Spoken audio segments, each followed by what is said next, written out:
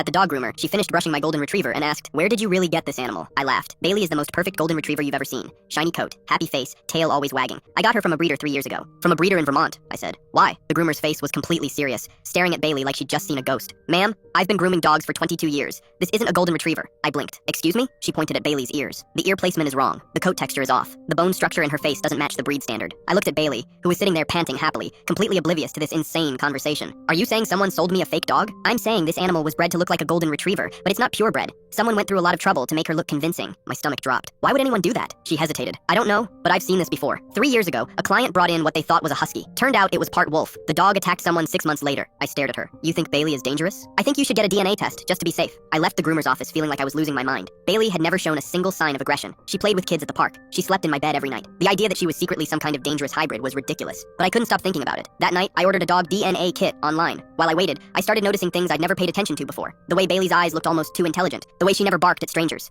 Just stared at them until they walked away. The DNA kit arrived on Thursday. I swabbed Bailey's cheek and mailed it off. The results came back a week later. I opened the email on my phone during my lunch break. Golden Retriever, 48%. German Shepherd, 31%. Wolf, 21%. My hands started shaking. 21% wolf. The groomer was right. I called the breeder immediately. The number I had saved in my phone went straight to a disconnected message. I googled the breeding business. Nothing. No website, no social media, no records. It was like they never existed. Then I remembered the paperwork. When I bought Bailey, the breeder gave me a folder with her pedigree, vet records, and registration papers. I ran home and tore through my filing cabinet until I found it. The pedigree looked official. Champion bloodlines on both sides. A KC registration number. Except when I called the AKC to verify, they told me the registration number didn't exist in their system. Everything was fake. I sat on my living room floor with Bailey's head in my lap, trying to figure out what to do. She licked my hand and looked up at me with those two smart eyes. Who are you? I whispered. That's when my phone rang. Unknown number. Hello? You got the DNA test back. It wasn't a question. It was a statement. Who is this? Someone who's been watching you. You need to return the dog. My blood went cold. What are you talking about? That animal doesn't belong to you. It was stolen from a research facility 3 years ago. We've been looking for her ever since. I looked at Bailey. She was staring at the phone in my hand, ears perked up, completely still. You're lying. Check her left hind leg. There's a microchip scar about 2 inches above her paw.